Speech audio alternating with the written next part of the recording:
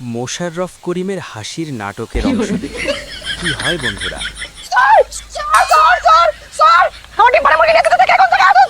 কে সর আমা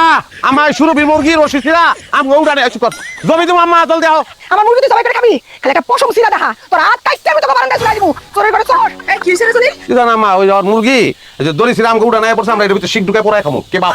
সুরভি কে বাপ ভালো হবে না জল্লা ভালো ভালো আমার মুরগি ফেরত দে তাহলে কিন্তু কোপায়া তোর হাতে করতে একেবারে এক করে ফেলামু কারে কোপাবি তুই আমার সম্পর্কে জানোস তুই আমার সারা শরীরে খালি কোপের দাগ ছোটবেলা থেকে কোপ খাই আমি আমার নাম হয়ে গেছে দলিয়া কোপরাজ তুই আমার কোপের ডর দেখাস ওগো আজকে খালি এত বড় সাপাড়া সাপাড় জোরে তোরা ঠিক আছস সাপাড়া না থাকে না ইয়া কুত্তাও তোকে দিকে চা দেখতো না ম্যাগনিফাইং গ্লাস দিয়ে তুই তো সারা শরীর পর্যবেক্ষণ করা হয় আসলের ডাকো তো পাওয়া যাবে না কোপরা যাইছে দিবি মুরগি দিবি দিবি নাকি আমি কিন্তু আচ্ছা পাবি মুরগি পাবি অন্য রূপে পাবি আমাকে বাইতে দুপুরে তোকে দাওয়াত এক পিস মাংস 2 পিস আলু 3 চামচ জল খাইতেইস আমার কিন্তু সহ্য হচ্ছে না আমি কিন্তু সীমানা পার হয়ে চলে যাবো এটা আচ্ছা কোনো প্রমাণ আছে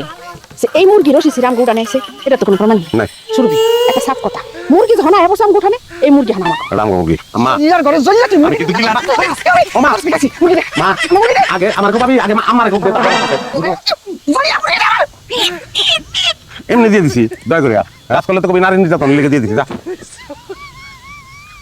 আমার মুরগি খাইতি তোর পেটটা ছিঁড়ে আমি আমার মুরগি বাইর করতাম আবার যদি এদিকে আহত ঠ্যাং কাটতে কিন্তু একদম সিধা করে দেবো এই আইসালি দেখিস তোর ঠ্যাং আমি কেমনে টুকরা টুকরা করি নিহারি খাবো নিহারি বানায় খাবো পারলে খালি হাতে এতি তাহলে এসব ফিলিগা হ্যাঁ আই তুই আয় আমার সামনে আয় কেমনে নিহারি বানায় দেখ আমা এই যে দাও আমাকে সুমেনা দিতে আছে দাও ডালো তোর পেট ছিঁড়া আমি যদি নারী সব বাইনা করছি না আমার নাম সুরভি না